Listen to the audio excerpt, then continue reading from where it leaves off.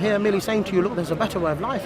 You do not need to live like animals, following your own desires. The big industries you see nowadays in the West are things like gambling, pornography, alcohol, drugs, homosexuality. If you took over Britain, you'd ban alcohol. Of course, alcohol will be banned, drugs will be banned, pornography will be banned, gambling will be banned. But the money saved, that we know monarchy. La ilaha illallah. La ilaha illallah. Muhammadur Rasulullah. Muhammadur Rasulullah. La ilaha illallah. La ilaha illallah. Muhammadur Rasulullah. Muhammadur Rasulullah. There's none worthy of worship except Allah. There's none worthy of worship except Allah. Muhammad is his messenger. Muhammad is his messenger. La ilaha illallah. La ilaha illallah. Muhammadur Rasulullah. Muhammadur Rasulullah. Yeah, well, basically, I mean, we were inundated with threats of violence, with threats to kill and murder.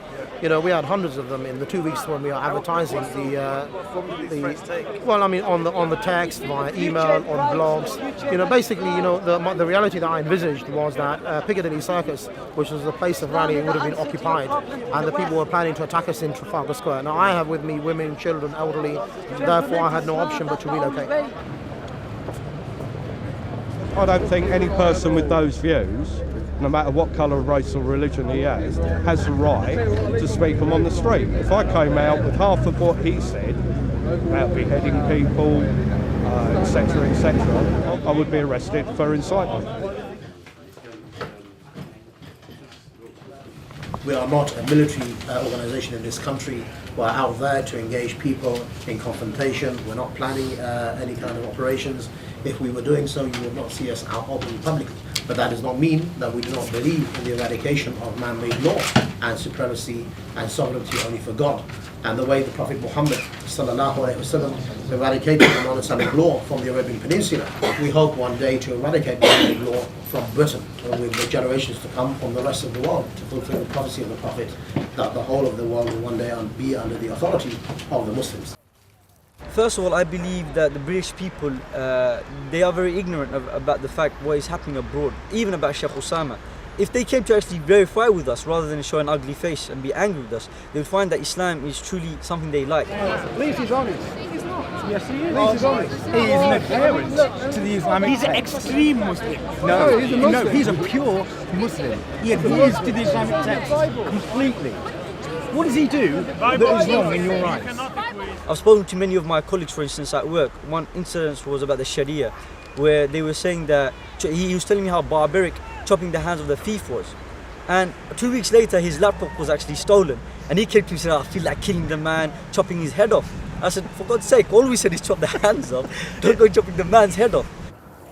Shall I take you to the training camp? Yeah. Where we're doing kind of like Al-Qaeda training.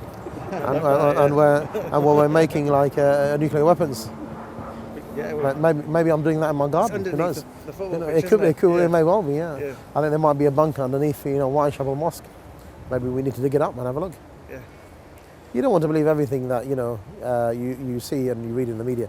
One of the problems with the media is that they'll fabricate something and then they'll start believing it. You see, so that's quite dangerous, really. You invent Frankenstein and Dracula, and then you start to become afraid of it, forgetting the fact that you invented him in the first place. Somebody else. So let me ask you a question. Look, all I'm saying is, with the word of Jesus, it's the word of Jesus.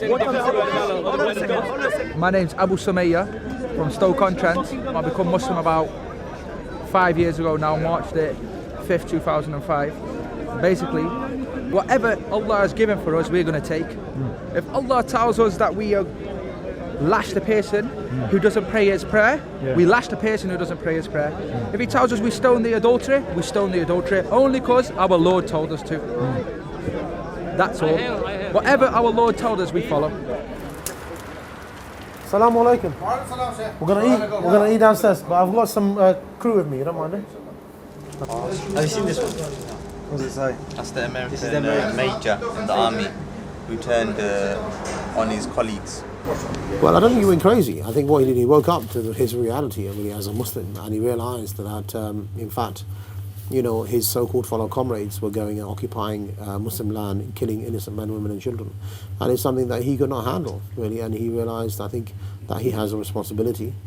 And he probably did what I think many other people may do within the US Army, and the British Army even, if they continue with their foreign policy.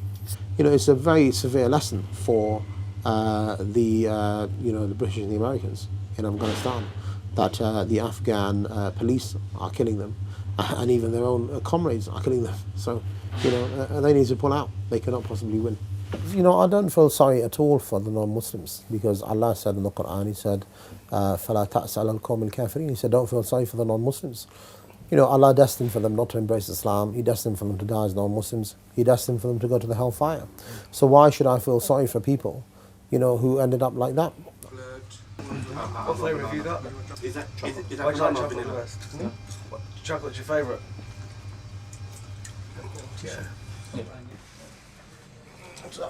When we're eating, at the end of it, we lick the fingers, like the brothers do it there. And Muslim scientists have found that these 3 fingers release a chemical, and when it gets to our basically system, it helps us digest the food. You see. You feel enlightened.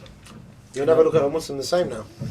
In the past, you come across as quite scary guys, but I am quite a scary guy. For people who don't believe, who believe that they can occupy our land and they can just discriminate against Muslims, we're very scary. But for those people who believe that we can live together under divine law, we're not very scary at all, really.